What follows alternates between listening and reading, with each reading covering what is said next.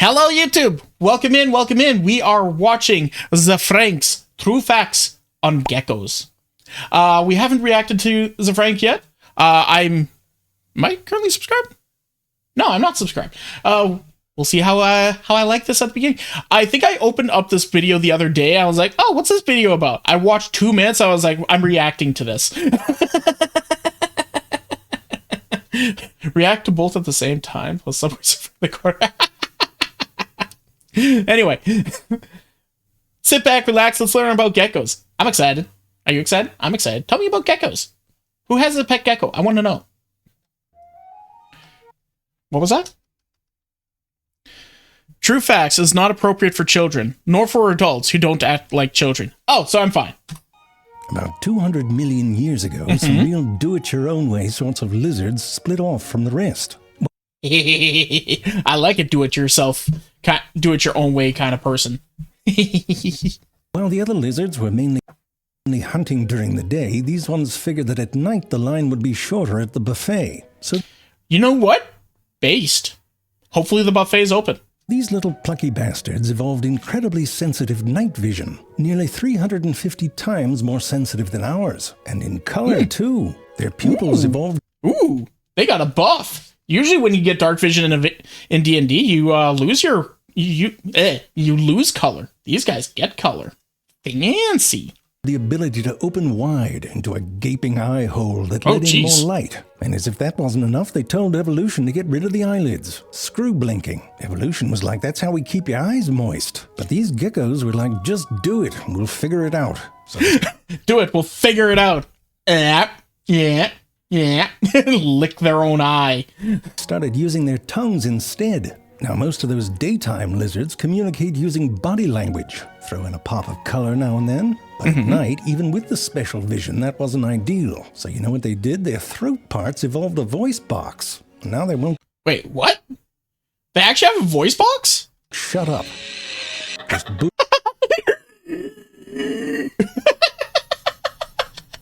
booty calls all night. It's a mess. I mean, different ones do it different. It's like a rainbow of annoying. Some of these That's amazing. Followed their insect snacks up into the tree. Oh, there's a gecko in this picture. Can you see it? Can you see the gecko? Tell me where the gecko is. Trees. And some of those got real good at putting the bush there in he the is! Bush. Started blending right in, like the satanic leaf-tailed gecko. The satanic leaf-tailed gecko? Is that its actual full name, or is he adding the satanic part? No, he's adding the leaf-tailed part, for sure. It was just going for leaf. I was a bit surprised when the whole satanic thing got added. But if you... Wait, hold on. Satanic leaf-tail... Oh my god, it is part of the entire name. It is legitimately part of the entire name. Okay. If you want to hide in the trees, you got to get up in the trees to begin with. Can you see the gecko in this picture?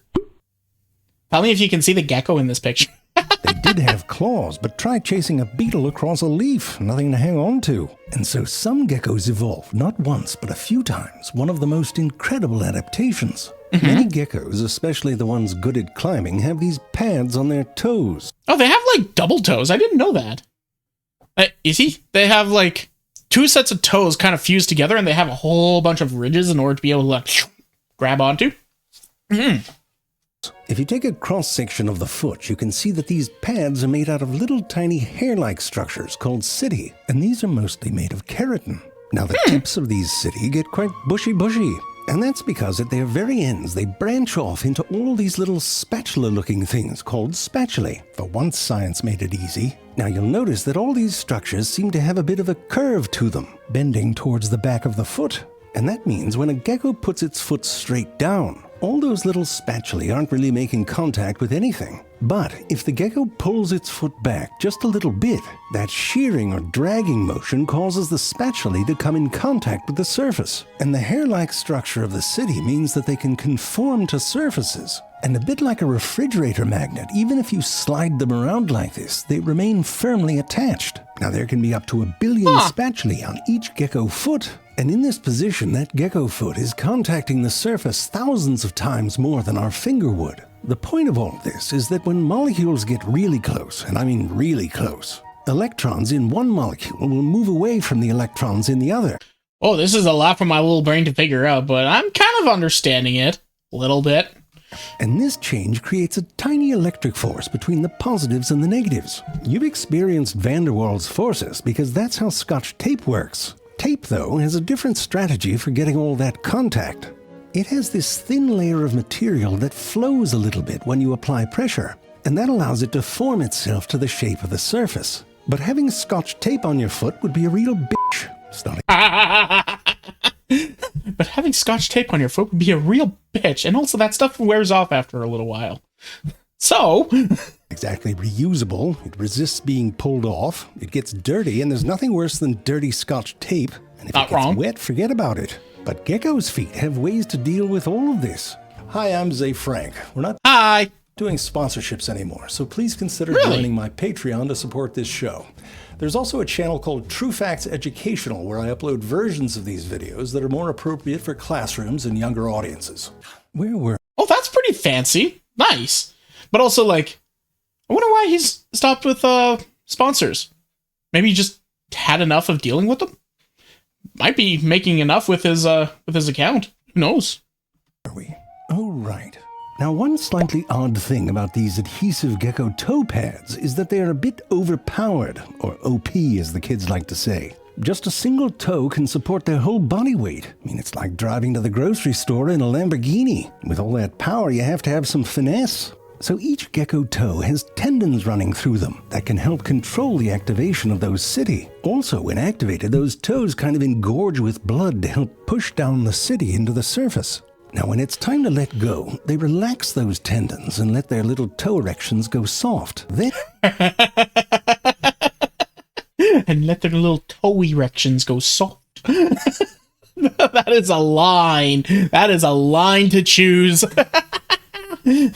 I'm liking this guy so far. I'm really liking this guy. And they activate these little muscles on their tippy-tippy toes, curling their toes backwards and up and peeling off those city row by row. This is called digital hyperextension. Now, in addition to being a good way to unstick yourself, digital hyperextension seems to have another benefit. Now, I'm not sure if you've been in a forest, but they're quite dirty. And geckos walk around barefoot. Hippie. Gross. Totally wouldn't do that, me walking around barefoot almost 24/7. I haven't put on socks in like 6 months. But if you get a bunch of forest dirt clogging up your spatula, then that adhesive system won't work. But it turns out these toe pads are self-cleaning. And this works in two ways. Interesting. The first has to do with how many spatulae can realistically attach to a particle of dirt. The density of the spatulae and the shape of the particle means that often there's not enough spatulae attached to overcome the van der Waals forces that the particle has with the surface. Oh, so a particle of dirt is bigger than the spatulae? Meaning that... Huh. Why can't you throw horseshoes at me? Because we are on video mode now, and I have turned off a lot of our toy things right for the time being. They'll come back. They'll come back. Use that as a chance to build up boots. But what if there are? If those spatulae really are holding on to a piece of dirt, that's where the digital hyperextension comes in. As they curl their toes back, they build up tension on those attached city. When that tension overcomes the force of attachment, those spatulae sort of pop off, and that creates a sort of catapult for the particle. So if they dirty a footsie, the best thing to do is keep walking. Look at that, after only 8 steps. Dirty? 8 steps behind little dirt. That's kind of cool. So they just leave the dirt behind, and they're just like, hey, get off me. Blip. And they curl their toes back. Huh. Footprints. Here's one up close, and after only 5 steps, show off. Sure, there's some dirt left, but the tips of the spatulae are clean. Now, even if they... Hey, man, I don't know about you, but as a slime, we just kind of eat the dirt. We just kind of like, doopy-doopy-doopy-doopy-doopy. Eat it all. Gone. Step in something they can't clean off. They only have to wait a month or 2 until they shed, get brand new equipment. Looks like dish gloves and a hazmat suit. Now, a lot of geckos... Those are not fun to wear. Thank you for the hydrate. I have not worn a hazmat. I have worn a Tyvek, which is also not fun to wear. Also, doggy shakes. live where it's quite wet, and considering they use dry adhesion, this can be a problem. But before we get to their feet, there's Oh, so they don't do well with water. Interesting. something amazing that happens on their bodies. The gecko's skin is quite hydrophobic, meaning water doesn't really like to attach to it. But in this case, it's super hydrophobic. Goes to 11. Gecko's skin is covered with these little bumpies. The bumpies look The little bumpies. I like that. I thought these were just like their type of scale pattern, though. like they might be sort of smooth, but if you take a closer look, they're covered in tiny little hairs. And this means that in addition to the hairs being hydrophobic, that water droplet is also sitting on pockets of air. Now this all means that water droplets will often just roll right off, but something else is going on. If two droplets come in contact with each other on this surface, they'll merge and hop right off. What the fuck? Jumping water beads! Like magic. Now this has to do with surface tension. Let's say we have two water droplets, each with a radius of 1 unit. With math, we can figure out their volume and Those are numbers. surface area. So between the two of them, before they merge, they have this amount. Now watch what happens when they come together. The volume or amount of water stays the same, but in the new droplet there's less surface area. And that means that some of the energy that was used to hold those spheres together is released as motion. Now inside this new droplet there's a lot of sloshing around. From the water coming together and now this energy, the side forces more or less cancel each other out. Upwards, there's nothing stopping it, but down, you've got a solid hydrophobic surface that pushes back on that force, and pop! Now this is... I don't fully understand any of that. Well, I'm also a dum-dum. But I'm kind of understanding it. So, it's science, yes. So the water collides together because of that, it changes like how the water is shaped. It has a similar volume while also having a smaller contact surface, and because the surface it's contacting is hydrophobic and is telling it to yeet, and there's nothing pushing against it, barely even gravity, then it just kind of boink, I guess? I don't know, man. My brain hurt. It's great when there's an accumulation of dew, but also if water comes down from the top.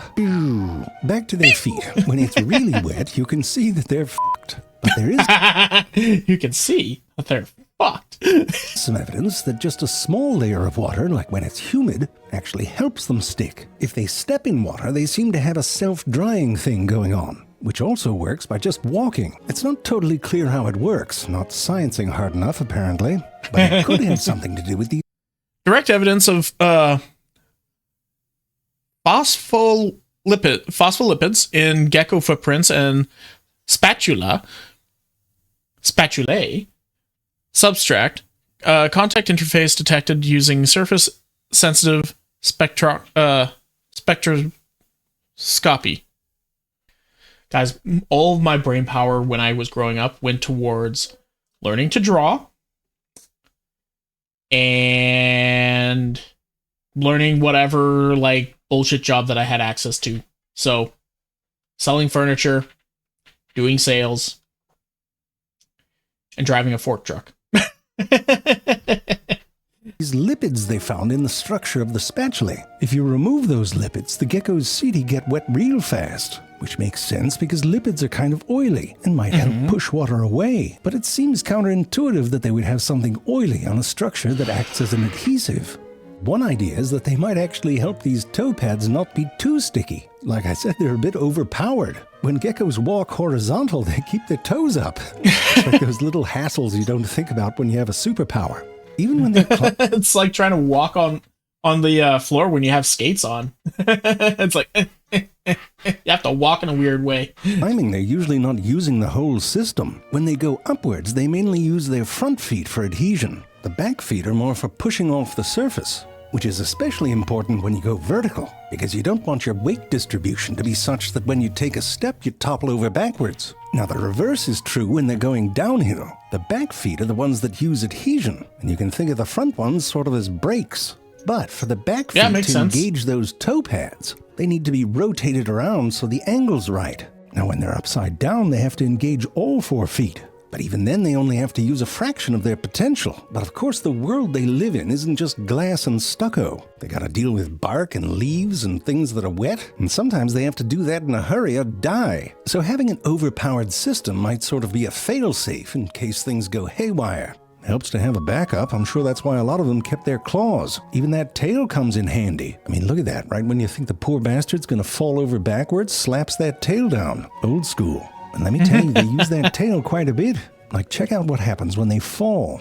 To right themselves, they whip that tail around in the opposite direction. Sort of like when you kick to untangle yourself from a... Yeah, tails are very helpful. They have to do it fast. Or perish! Yep, pretty much.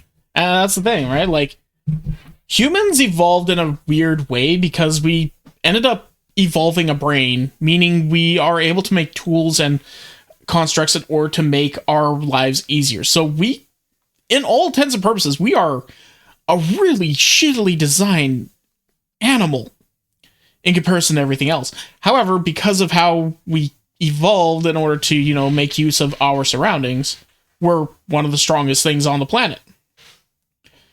But let's be perfectly honest. 100 humans versus a gorilla. That gorilla is just going to be, you know, having a good time. We do have many neurons. At least some of us do. Swing, and it all happens incredibly fast. In fact, it's the fastest self-righting of any non-flying creature. Even faster than cats? So wait.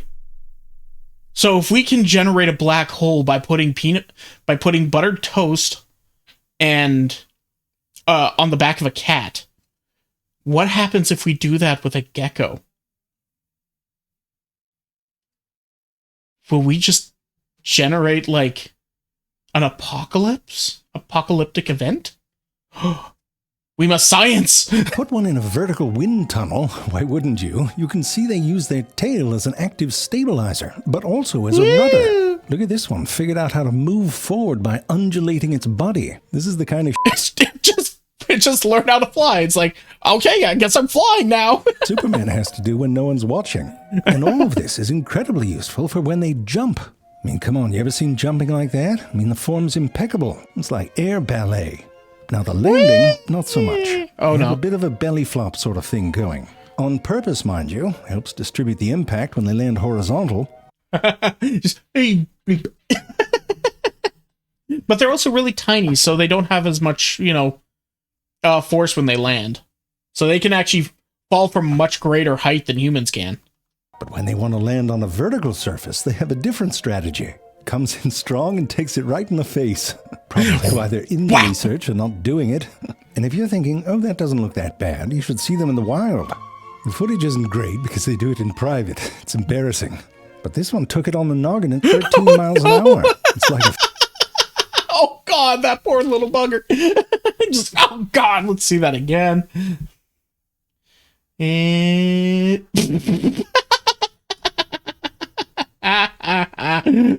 Look at that. The poor little bastard. Embarrassing.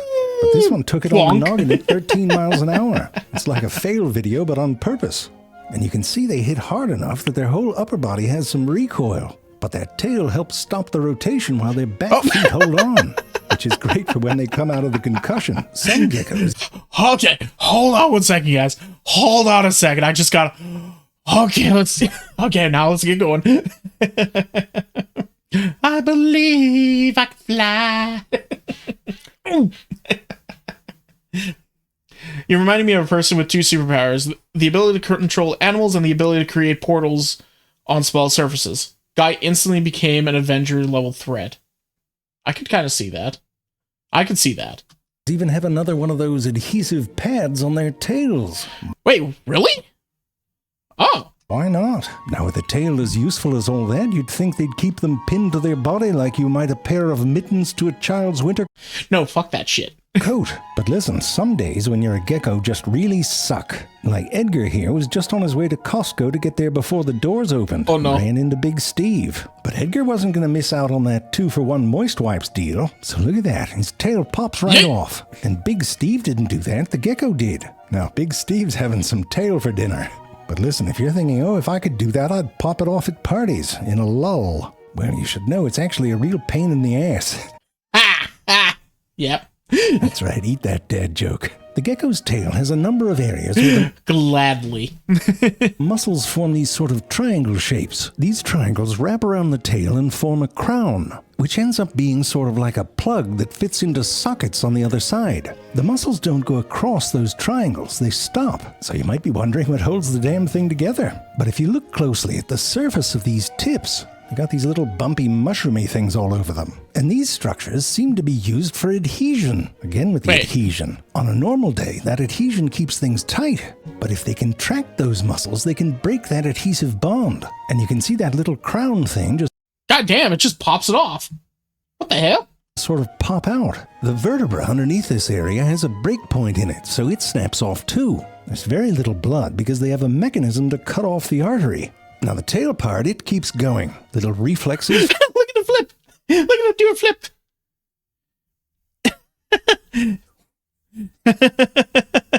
It's flipping more than those TikTokers. Just da, da, da, da, da, da, da, da, da, da, da.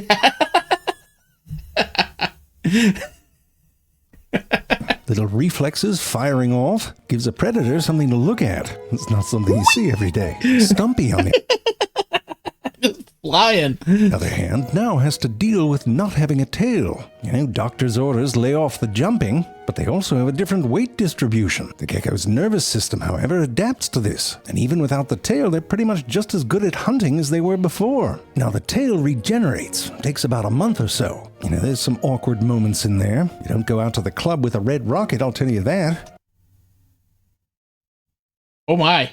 But the final product looks very similar to the original, on the outside at least. What doesn't grow back are the vertebrae. Instead, there's a cartilaginous tube, which means from the site of the injury backwards, there's no more breaky points. And if you have to do it again, you better hope that you have some break points left. You know, that's why this one looks like he's having a moment. Damn it, it was just a shadow. And the tail's trying to crawl back to him. Oh no, buddy. Ready. It's like sperm on a carpet. Come on. Tail's trying to crawl back to him. I'm not ready. It's like sperm on a carpet. Okay. God damn it. Hi, Artman. Special thank you to Dr. Alyssa Stark, Dr. Keller Autumn, and Dr.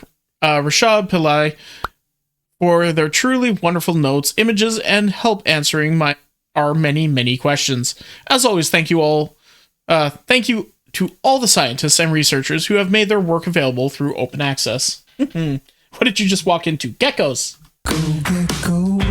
I know that you're gonna climb up on your little toes. Gecko. Okay, this is mostly just them talking, doing the credits thing. That was the Geckos by Zafrank. And yes, that is a subscribe and a like from me. Make sure you do the same thing, everybody. Thank you so much for hanging out. Love it. Wah! Hey, did you enjoy that? Was it funny? Well, come and check it out live over on twitch.tv/freeform_art. Make sure you put the _art. We have lots of fun there. We enjoy ourselves and we want to see you over there. So come on and hang out. See you in a bit.